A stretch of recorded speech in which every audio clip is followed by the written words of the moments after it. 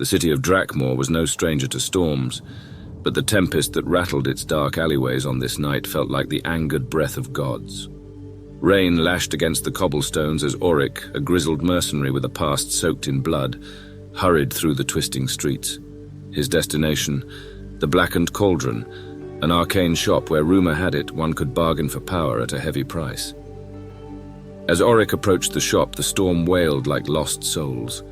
The door creaked open, revealing a room bathed in shadow and flickering candlelight. A figure wrapped in tattered robes stood behind the counter, its face hidden. "I seek power." Orik's voice was gravel against the storm. "Are you willing to pay the price?" The figure's voice was a whisper that crawled. "Whatever it takes," Orik replied, his eyes shadowed with desperation. Lightning cracked, and for a moment Orik could see the figure's eyes, an abyss so deep that he felt it tug at his soul. "A relic lies within the fallen crypts beyond the city, guarded by the storm wraith," the figure breathed. "Bring it to me and you shall have your power." Orik, sword in hand, fought the tempest as he made his way to the crypts. Inside, the air was thick with ancient magic. Among the shadows, he could hear whispers of those long past, their regrets and their sins.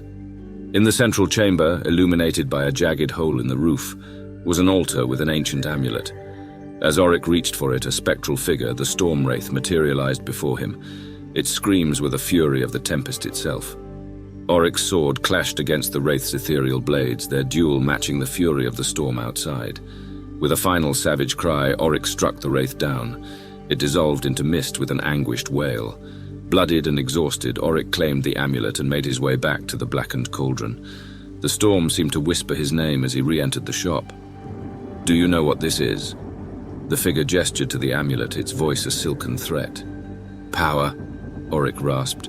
"It's pain, sacrifice and sorrow. It is the collective anguish of an ancient lineage, bound and shackled," the figure revealed. "And now, it will be your power."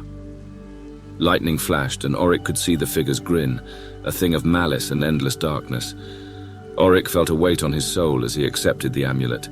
The figure's words became a chant, and as Orik donned the amulet, he felt his body convulse with torrents of ancient primal power. But it was too much. Pain, sorrow, and 1,000 cries threatened to tear him asunder. "You have your power," the figure's voice was triumphant amid the storm. "But it is bound to pain, as power always is." Orik stumbled from the Blackened Cauldron, his being surging with the unbearable weight of his bargain.